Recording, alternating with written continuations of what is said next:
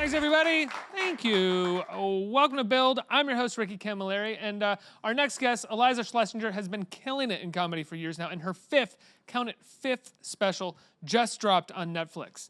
In Iliza Unveiled, she's got new truths to drop on being a woman in these current times, being married, getting married, and a very cute moment with her dog. Let's take a look.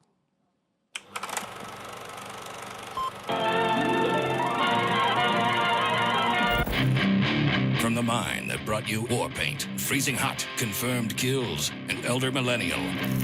You don't see a bachelorette party coming, you fucking hear it. And if you're hearing it, it's too late. They're already here. This is getting married! Shh, get back here. Don't shoot till you see the whites of their wines. Comes the terrifying truth about getting married. Getting married is not that much fun. You're not allowed to say that, especially if you're a woman, God forbid, over 30. Like, well, you're just lucky that the Lord sent you someone to put up with your shit. You have to provide a cocktail hour for your guests, a party that you're paying for that you're not invited to. My wedding planner was like, so did you want to do like an oyster bar? They can eat corn dogs and wait in their cars. Forget saving the date. Save yourself. Dun, dun, dun, dun. Be mine forever!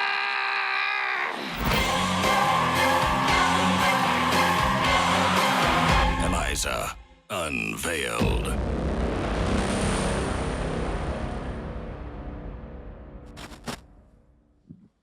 Everybody, please welcome the wonderful Iliza Shlesinger. Let's hear it. Hi. Hi. So good to see you. This is incredible. What is this? Took a lot of iterations to get to that one. What was the initial it is to idea scale. that you started from with this? We wanted to do an homage to the sort of heavy metal 80s Megadeth, like those posters and those movies. And so that's what we wanted. And so hence the playing with shadows and light and breasts and arms. And oddly mixed with figure skating in some way. Like, I It's the get dress. a sense of figure skating. You know, here. when we went with it, the artist accommodated all of our iterations of it, and this was what he decided for a dress. I was like, that's not a dress. Initially, there were hoop earrings, and I was like, no woman's wearing hoops. And then I was just like, what hill do I want to die on? So I was like, hopefully what they identify with is not the dress, but everything else.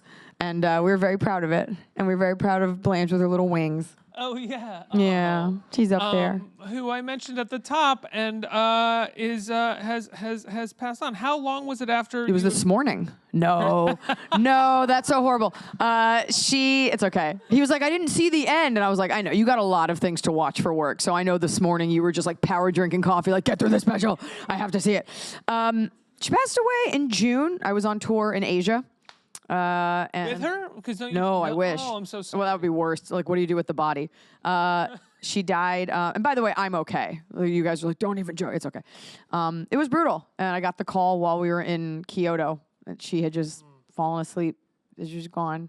Oh, that sucks. I'm sorry. It does suck. It does. That's like that's the worst. Yeah. It's the worst, but I found so much comfort in the way fans have reacted to it. Like, that's a public heartbreak, and everyone knows how much she meant to me. She was in all my specials, and anyone that has a dog knows what that feels like. She was the love of my life. Sorry to my husband who's watching. I love him so much, but it's different with a dog.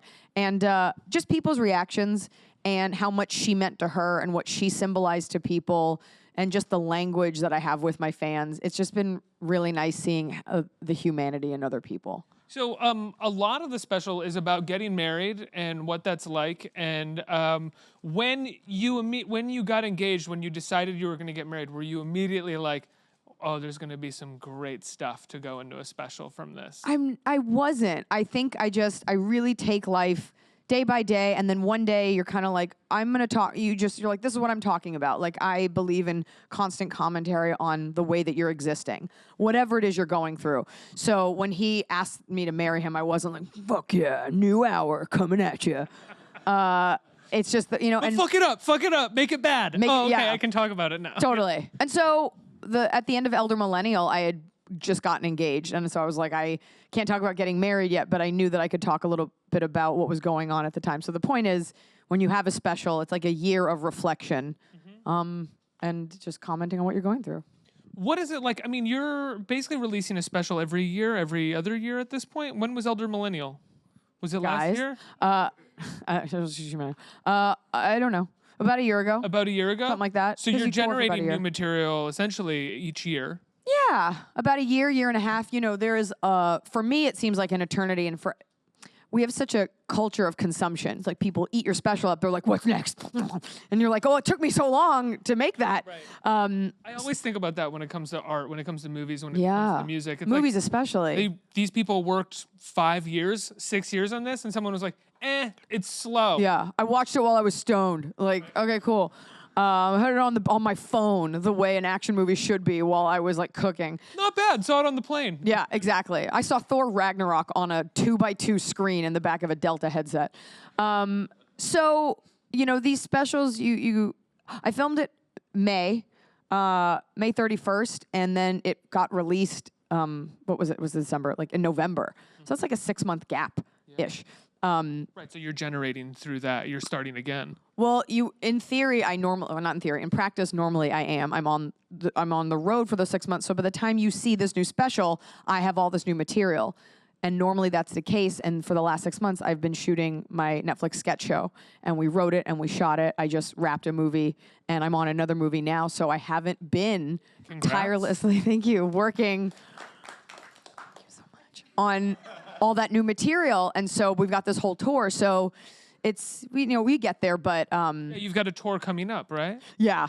Yeah. I better write some jokes. You haven't written any. We've probably talked about this before, but are you the type, do you write a lot before and then get up on stage, or do you find the jokes while you're talking about the things that you've been thinking about talking about on stage? It's really hard to answer that because it's an ongoing mental, it's an ongoing time of intake, I guess. You're constantly writing, rewriting, tweaking. I mean, if you came to the special taping and I told the jokes the next day, they were a little bit different. And you're constantly filtering out old set pieces. So people might say, oh, I love the bridesmaid bit, but I don't do it anymore because something else is in its place. You know, I'm really getting more into crowd work and I'm getting more into moving away from the wedding stuff because it's this combination of you want people, you never know what the audience wants. They might want to see the hits. They might want to see what they saw. They might want something new. So all you can do is just stay true to yourself, give them a peppering of something new, and then have those set pieces to fall back on.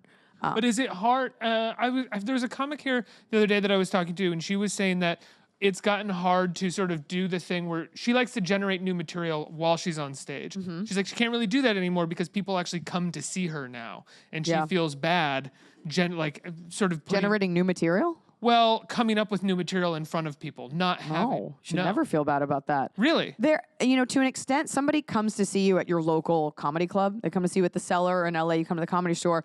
You're paying to watch me work out. Right. That is what you're paying for. You bought tickets, maybe you got a Groupon, whatever, for a 15-minute set. So while I have an obligation to entertain you, I am there as my workout. If you come to see me at a major theater like the Beacon, where I'll be coming up, I was going to do that for you. I'm so sorry. I'm just so used to self-promoting. You will be getting a polished show, but the trick is you pepper in new thoughts and new inklings, and the audience doesn't know it, and hopefully they're good enough that they don't realize it.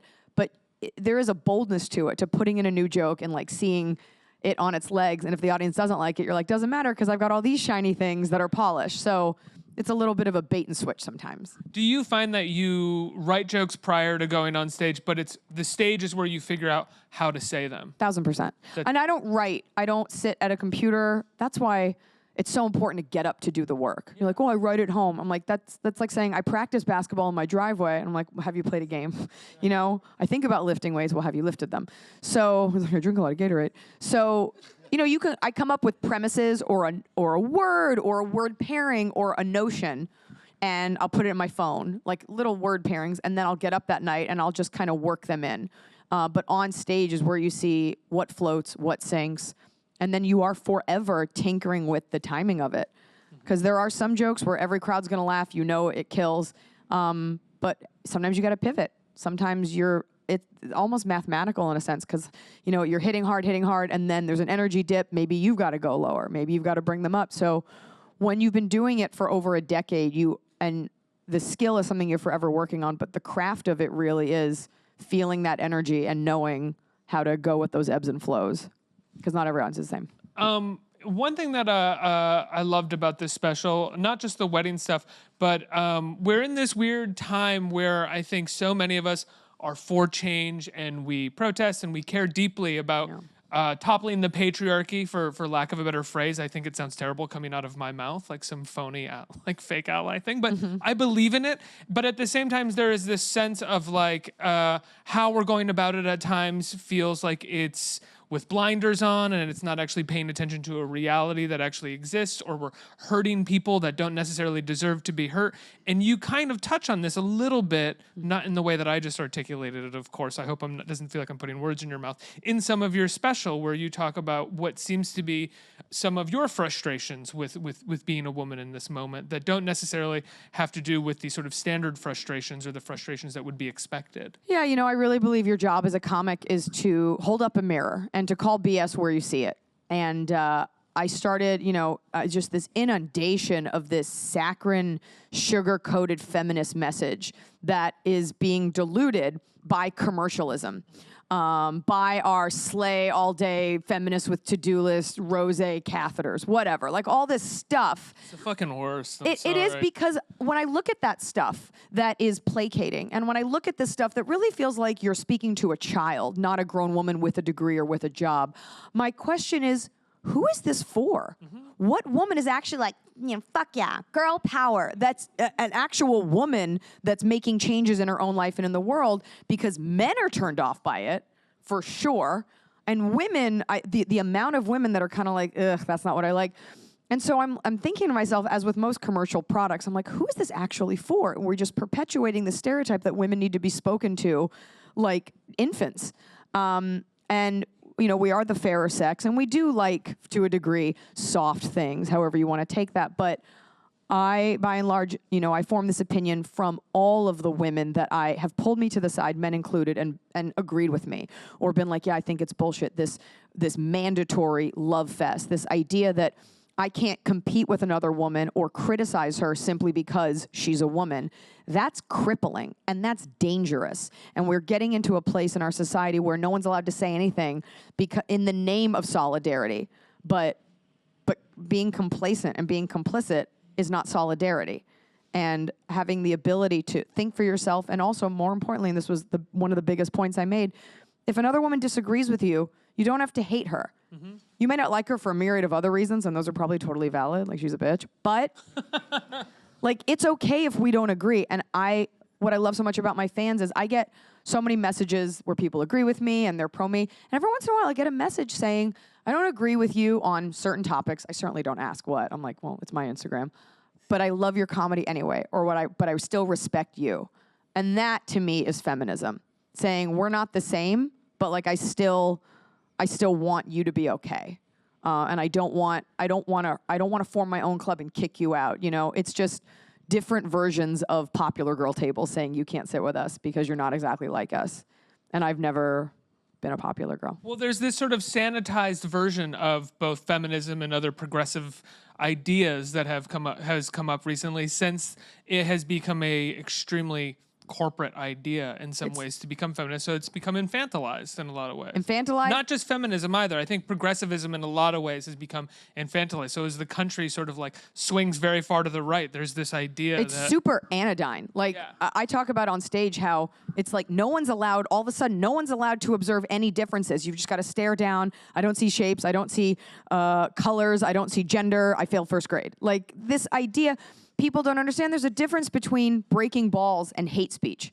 One is done with love, and you can feel the intention, and the other is done to hurt. And I know for a fact I don't do anything to hurt. We all make mistakes too. So there has to be this grace given of, let's look at the whole body of work of the artist. They say one thing once and never again. Maybe don't nail them to a cross, It's a brutal thing to say, but it's true. We are this outrage culture and this gotchaism of, oh, well, this feminist messed up once, therefore. But none of us are perfect. And we all mess up. And the idea is to evolve. And I do believe right now we're at a place where we browbeat anyone who isn't perfect in that moment. And so you're almost afraid to say that you evolved or to even try, because the thought is, well, why would I try if everyone's going to fault me for everything I'm doing? And that's how a culture stops evolving. And that's what's scary to me. Why even apologize if it's just going to further the hate and further the anger? And also this idea, look, okay, let's say I made a mistake and I apologize. Am I supposed to apologize forever? If I said one thing wrong, and to whom am I apologizing? And was that apology not good enough? And who decides what the apology is? It really is, you're you're beholden to whatever blogger is covering you at the moment, or whatever person blows up your Instagram feed, you know? So we're all doing these things and trying, and in these microcosms, and once in a while you get put on trial. But it does scare me. Have you been put on trial in any way? Or do you Literally, just get yeah. Or do you just get No. fans on Twitter and people sort of hitting you up that they disagreed about stuff? Because by and large, I've never. I mean, No, it's a pretty positive message. Yeah. I guess I'm speaking just in what I observe and in the tone and the way that we're like, gotcha. Like, this girl is a CEO of a company, but one time she said a bad word. Got her. And it's like, okay, cool. At the, it's there will be nothing left because nobody is completely innocent. Nobody's ever not messed up. So I do think this pendulum has swung so far one way for the overcorrect, which was important.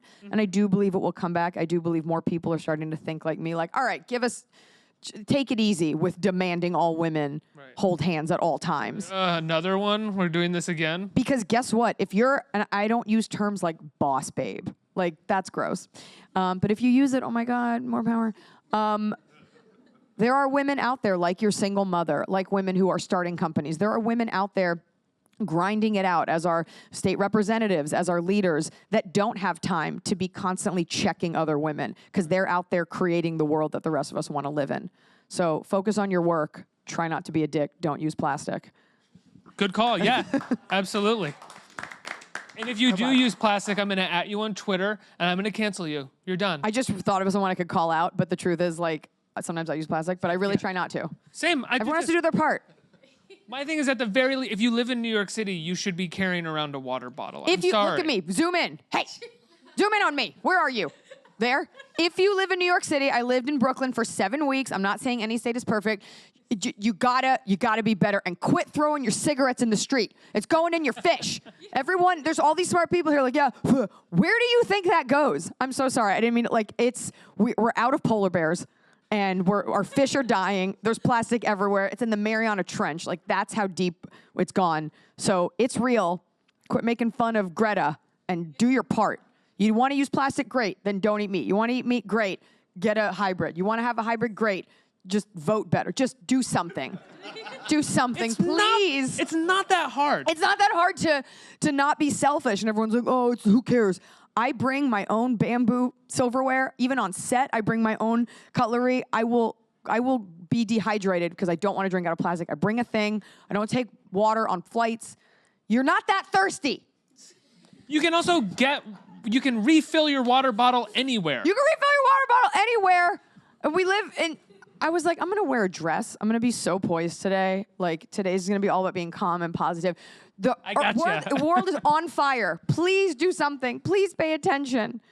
All of our animals are going extinct. We got like one rhino left. Yeah. That's not a pollution thing. That's just a poacher thing. But still, it all goes hand in hand. It does. Eat sustainably.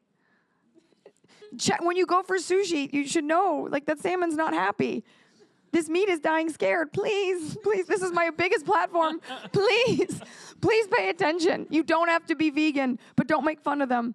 And even if you are vegan, think about the carbon footprint of like how that produce got to you. You don't have to eat locally. You just have to try. You got to do something. I'm so sorry. I'm so so with you. think about. I'm so with. I mean, I'm so right? with you. Yes. We don't need this much stuff. And wrapping paper, holiday season. Just use a paper you already have, or just give the gift. Be like, here's a fucking present. You're welcome. No one's like, but was the wrapping? Who cares what it looks like under the tree, said the Jew. Who cares? Just try a little harder. Don't eat fish at every meal. Don't use delivery service for every meal and keep getting fish like it's not a problem because your kids aren't going to have any fish. And don't eat octopi. I like the way octopuses sound. They're too smart. They're too smart to be consumed. There's these other things that you're doing, but I feel so weird transitioning into them Go right ahead. now. I think I got my point across. So tell me about the movie that you just did. I just did a movie. Netflix is like, don't talk about anything now. The Mark Wahlberg movie. Oh, you did. Oh, I'm sorry. What are we talking about? You're in a movie with Mark Wahlberg. Yes. Tell me about that. I'm in a movie with Mark Wahlberg. Okay. It is called Wonderland. They might change the title. It's coming out Q1, as executives like to say. And it's based on, there was a show in the 80s called Spencer for Hire, and it's based on this series of books. And he's like a guy that was a cop, and now he's taken justice into his own hands. And it's directed by Peter Berg, who is lovely. It's got Winston Duke, and it's got Alan Arkin, and it's got me. Whoa. And it's cool, because it's like, it's a real role. And in the movie, it takes place in South Boston, as we do. And As Mark does. as Mark does, and I remember the audition, and I never book anything. That's why I write my own things, because I just don't. Do you audition a fair amount, though? So much. Oh, really? It is really, it's a game of consistency and numbers, because eventually you're going to get something.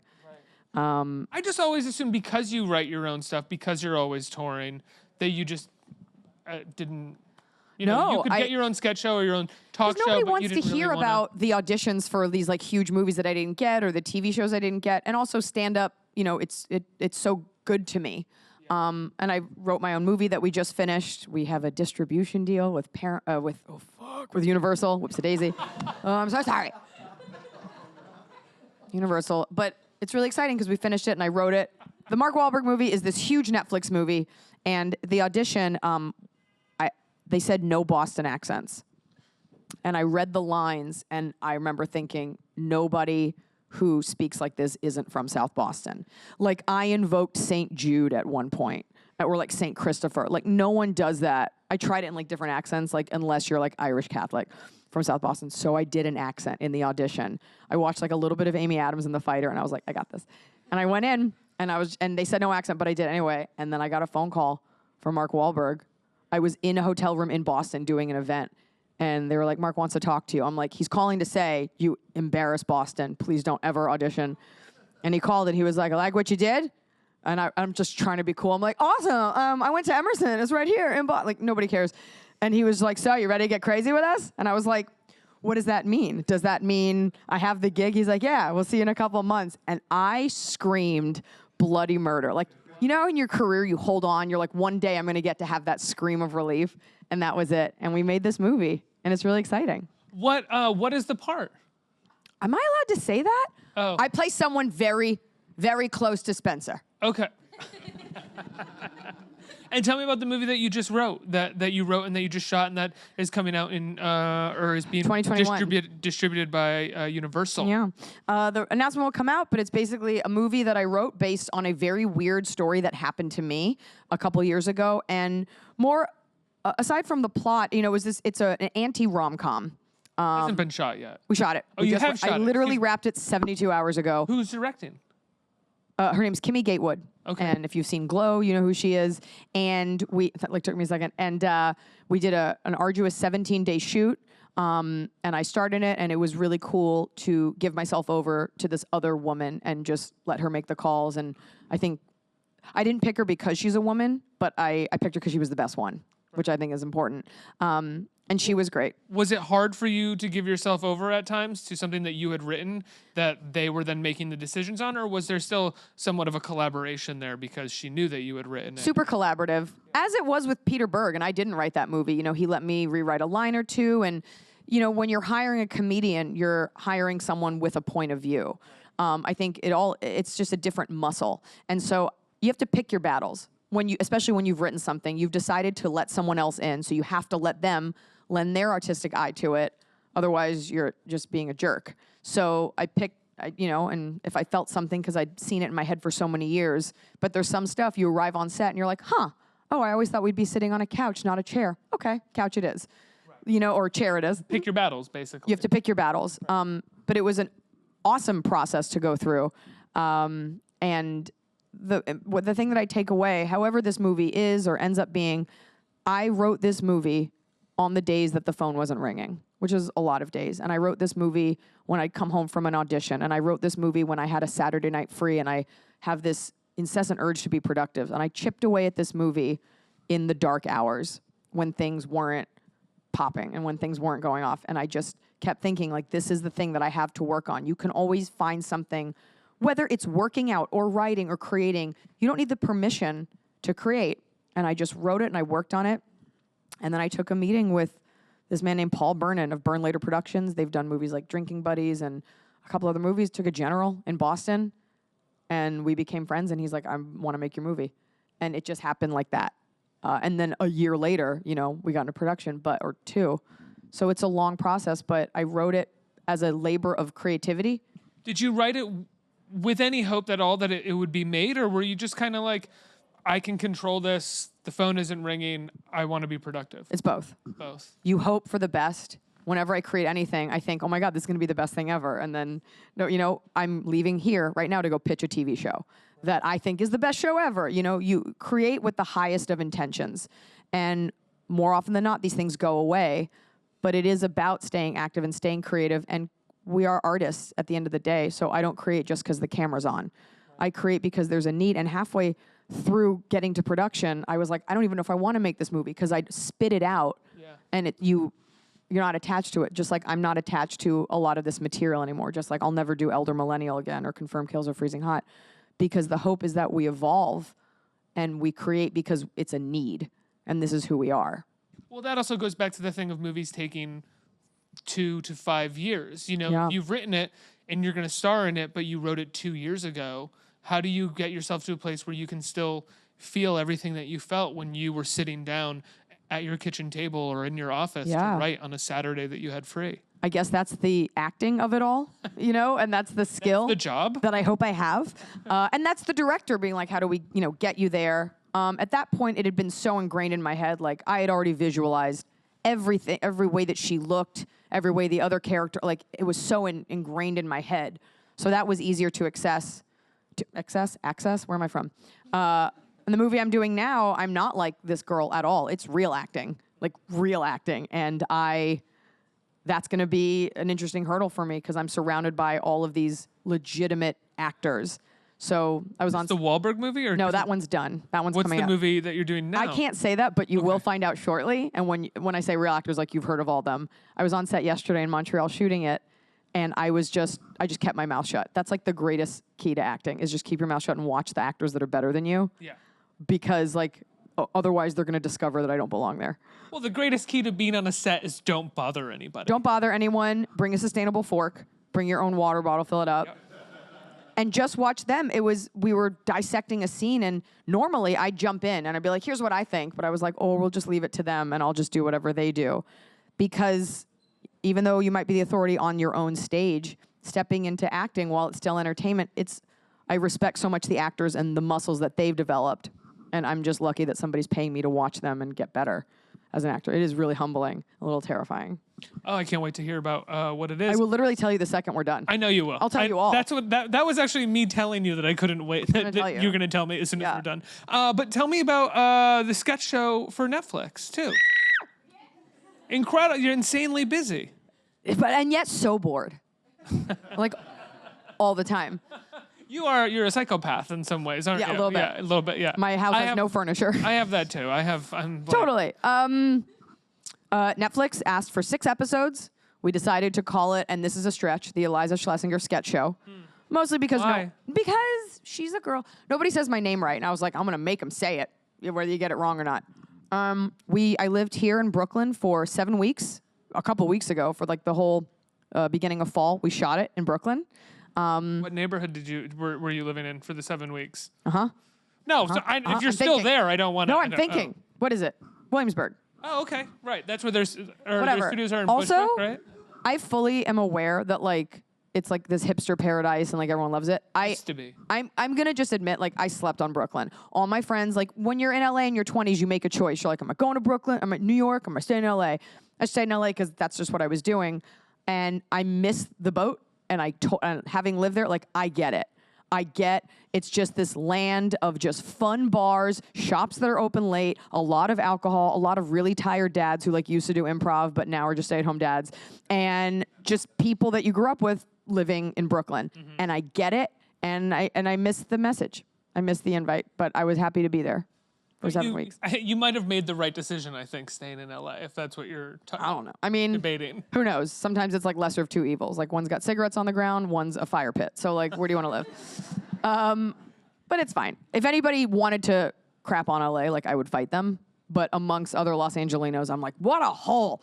So that's just how family is. But yeah, we shot it, and it's 6 episodes, and it is a little bit of social commentary, nothing political. There's irreverent characters. I got to do a lot of character work. So it's fun. It's not heavy-handed. It's just fun and ridiculous. I'm very proud of it. That's amazing. When does that come out? Greg? Where is he? Soon. Soon. Q1.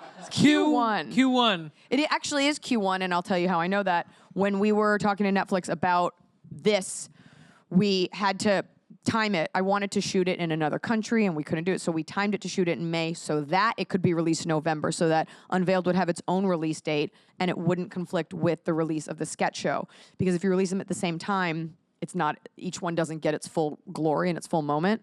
So we aim for spring, Q1, so that there'd be enough time that people would want something else. Have all your specials been Netflix? Yes. So, I mean, you were kind of ahead of the curve on that a little bit. Would you say that? Yes, I would.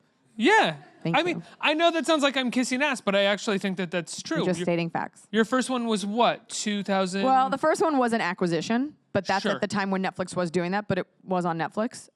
2000, I don't know. What?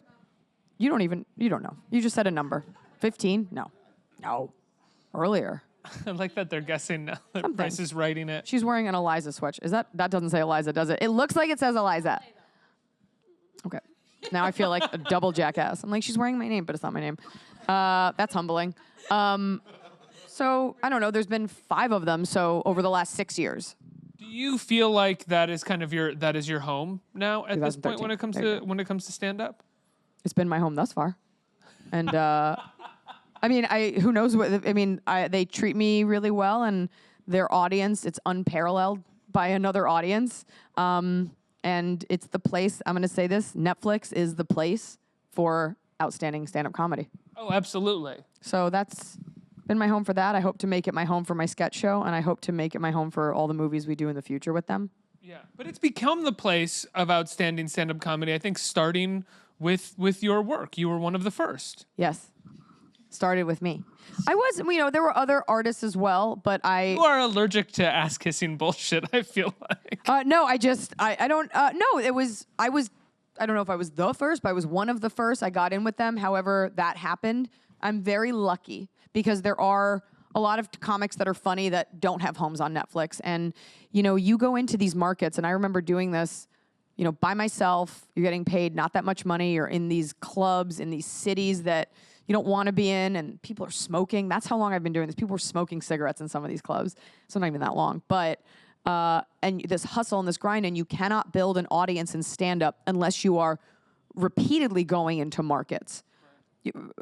Being famous notwithstanding, like if you're just a comic, it takes pounding the pavement. And for years, I would go back. And each time you build a little, you get a couple more shows, a little bit more money. And I didn't really see any exponential growth in ticket sales maybe until Confirm Kills. Like that's when it was like, now we're doing theaters. Because even before that, you have to train your audience to know, here's where you go for your stand-up. You come to Netflix and then you go see them. And now it's to a place where, we're playing 5,000 seat theaters and adding multiple shows. And I really do, I'm forever grateful for the opportunity to be on a platform that far reaching. Yeah. I mean, to have sold out shows in Malaysia, like it may as well go to Mars. Like that's so out of my context for what my audience is. And I was in Japan when my dog died, and I had 2 days off, and we had a show in Tokyo. And I remember thinking, I'm so far away from her and her little body, and I'm so far away from my home. I don't know that I can meet these people afterward. And they were so respectful, so sweet.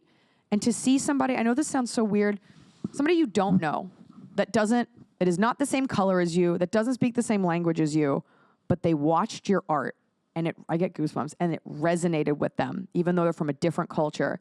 And they bought a ticket, and they're fans, and they know my dog's name, and they know inside jokes, and they know what a party goblin is.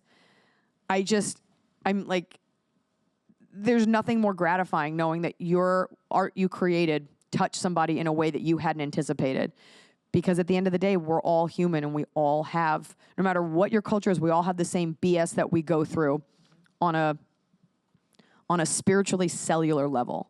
We all have the same dilemmas. We all have the same frustrations with dating or existing or our friends, you know? And you can put whatever patina or whatever culture on it you want. And the fact that it's reaching this many people in different countries, like I'm going to go on tour in Russia. I'm going to Hungary, you know, places that I've never been to. I don't even know anybody from those places. That's not true. I know some people. But it's just, it floors me every time. And it's definitely not lost on me that I would have nothing without my fans and this fan base that keeps growing and that keeps digesting what I'm saying. So I guess that's the power of comedy. We have time for a few questions from the audience. Who's a question? Right here. Hi. It's the worst when no one has a question. One question. Just one. Just the one. Hi. No one else had one, so ask all of them. I will ask all the questions now. Oh, you already have mics, so you Yeah. must have one. They predetermined it. I see. Okay. Hi. Hi. Your 5 specials portray a coming-of-age adult style, if you will, from party life to dating, engagement, and finally marriage. Will this pattern continue in the future? And was that your intent from the beginning to share your life's journey with your audience? Thank you for that question. You're welcome. This crowd is not laughing as much as I want. It's making me so uncomfortable. It's just a lot of like, Okay. You guys like all came out in the snow and you're like, thanks for shitting on us. This is my job though. That is a question that I actually get a lot. And more this has been something people are saying like in DMs to me, thank you for sharing like Truman Show style, like sharing your life as it's been happening, particularly for other girls. The guy is nodding, but it is like particularly for other girls, just kind of mirroring all the things that we go through. It was not my intention. I didn't have an oeuvre in mind when I started. You're just like, okay, I'll tell some jokes about it's cold outside, and that's how me and my friends are. But I've always strived to be authentic. Are there jokes I wouldn't tell again? Of course. But I've always strived to be, I keep licking that. I always strive to be authentic. It happens, the worst is when it happens at like a comedy club. Ugh, and you just know you're gonna like be sick in your own mouth. I'm not the only one to lick the microphone here. So I always strive to be authentic and honest and sort of, verbally document what it is that I'm going through. The idea always being, if I'm thinking this, I know this is happening to other people. There's no way it's just me.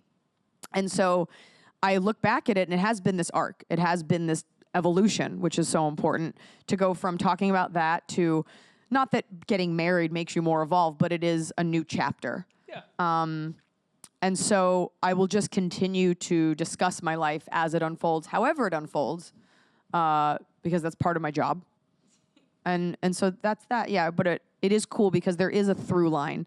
And I do weave in all the projects I do little Easter eggs. So when you watch the Iliza Shlesinger sketch show, or you watch, we wanted to hide in here like fried shrimp and like little things.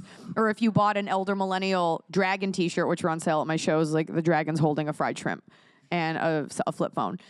So there's it's almost like you get these little rewards if you've been my fan long enough, then you start to understand all the inside jokes.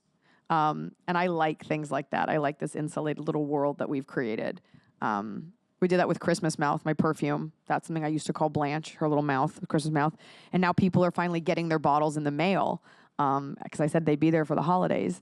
And people are getting this perfume that I developed, and they're calling their dogs Christmas Mouth, and they're making it part of their lives. So I like that. I like creating little word pairings that go into people's lives. Party Goblin, Freezing Hot, Fried, whatever it is.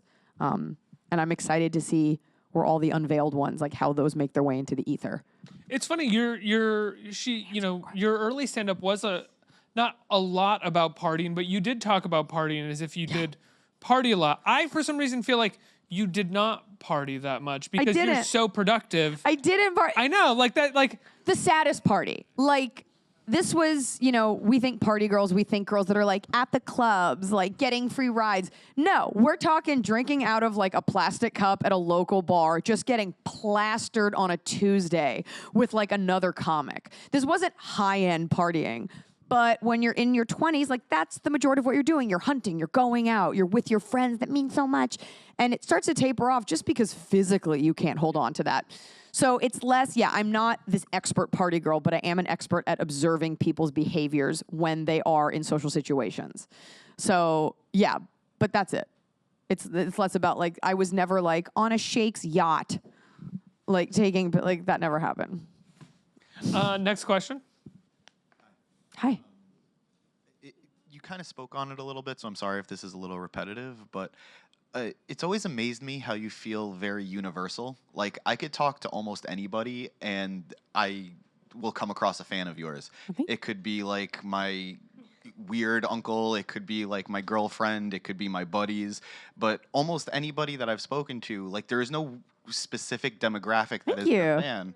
And I was wondering if that was something that surprised you, or if that's something that you were hoping for. Yeah.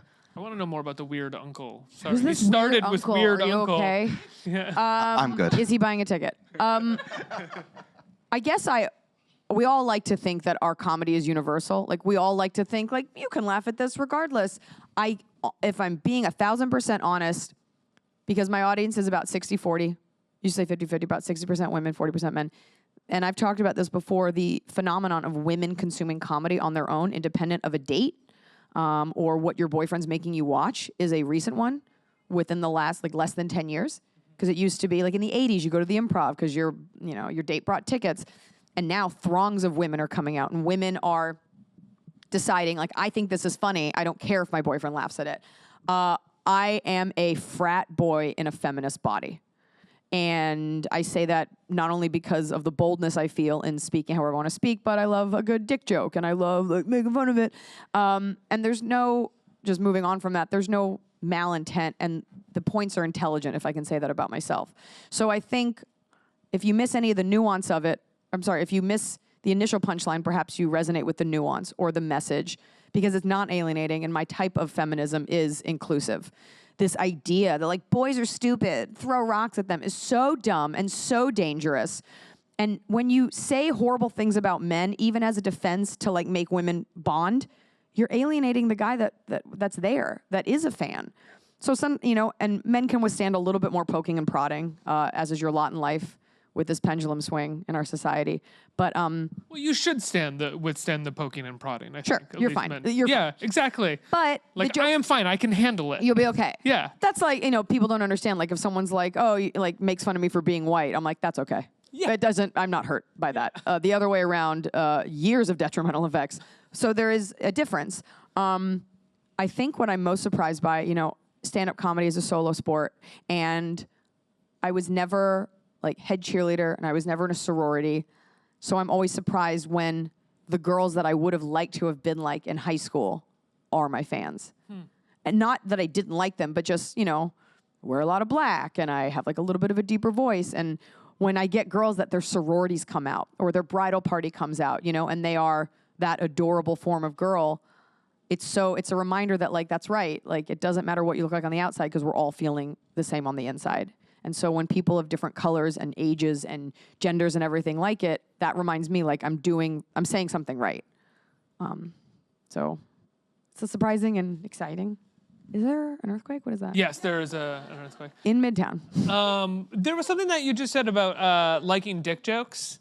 That something that I've recognized. It's not really a question, but something that I've realized, like, over the past years. I don't trust someone who doesn't like dick or fart jokes anymore. For sure. Like, I've just reached this place where if, like, a funny dick joke is made or a fart happens and someone doesn't laugh or gets annoyed by it, I'm like, I do not want to waste my time on you. I think it's also something I use with men. Like, I find that I get very far with bonding with men when you're in a room of all men, you're pitching a show, and you can just, like, make a little, and they're like, yeah. Like, it's a pretty easy laugh as they are, but it's important to have these tools. If you're trying to you always want to be authentic, but my authentic self is, like, somebody making a dick joke or a guy, it's guy talk, but it's funny.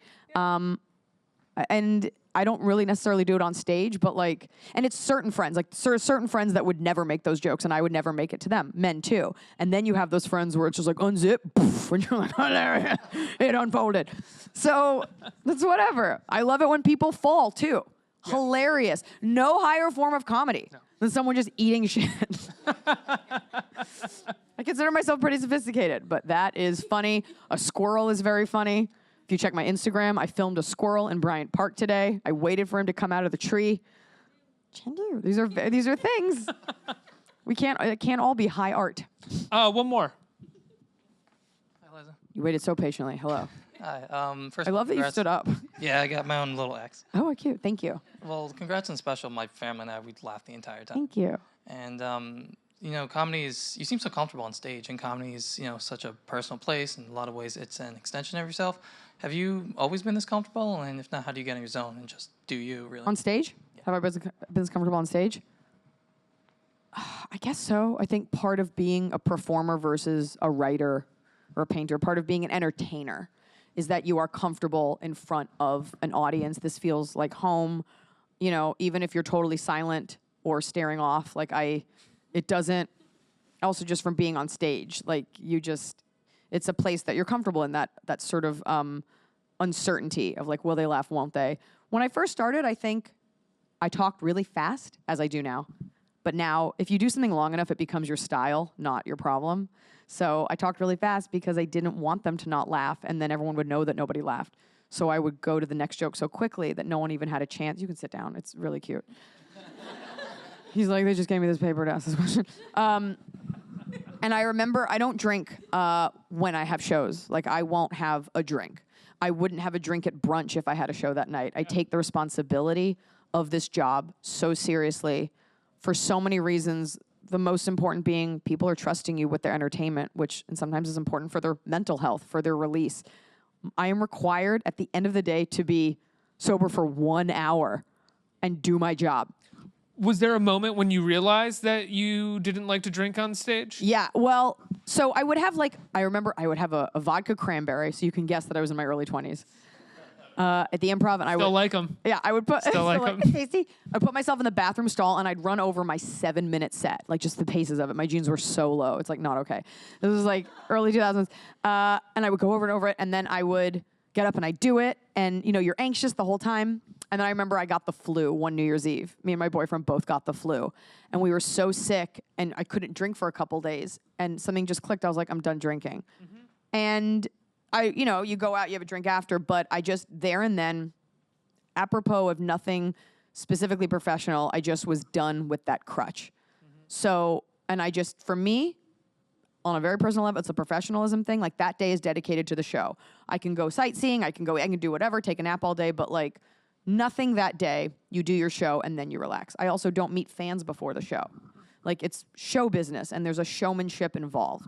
And it's important that you as an entertainer create those boundaries and create what you think a performer should be.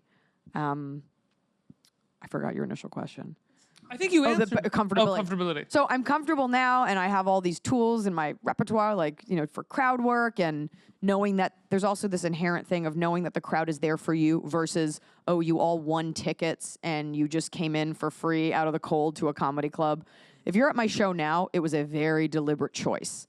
You're not just there and you don't know how you got there, which when you start, your audience, I'll never forget one time I was playing the Cleveland Improv, and it was the very beginning of my career, and I walked in and the room was packed and it was all black people. And I was like, oh, this is I'm so confident. I was like, this is awesome. The African-American community in Cleveland loves me. And then I found out they'd all won tickets on on a radio show, and they'd papered the room, so they gave out a lot of tickets. And it was a challenging show, but I came through it. So that's not because they were black. It was just because there was a whole room of people not similar to my demographic I was used to, and every experience makes you a stronger comic. Every show, every different audience, every shitty show, every show of drunk people, you may not like it, but you will come out stronger. You have to tear muscle in order to make new muscle, and tearing hurts. And so that's part of the craft and the repetition of this. Unveiled is on Netflix right now. People can check it out, as they should. It's fantastic. Thank you. This is just the poster, unfortunately. It's not necessarily a part of the special. This part is. That part is. And this part is right here, too. And that part with the microphone, this part. But also, I don't know who has a red cake. But yeah, this is Anne Blanche. She was in it as her last special. And people can get tickets to your tour. You're going to be at the Beacon Theater, right? I will be. We just added a second show, a late show. So I flew across the country. Come on out to that late show. And you have a movie coming out in Q1. Q1. We don't know exactly when. Wonderland, and watch the Iliza Shlesinger sketch show. I'll probably be back here to talk We're about gonna that. get all of these. Yeah. I'll see you in January, February, April. God willing. Please, Mashallah. I Yeah. hope so. Thank you. Yeah. Everybody, please put your hands together for Iliza Shlesinger. Thank you.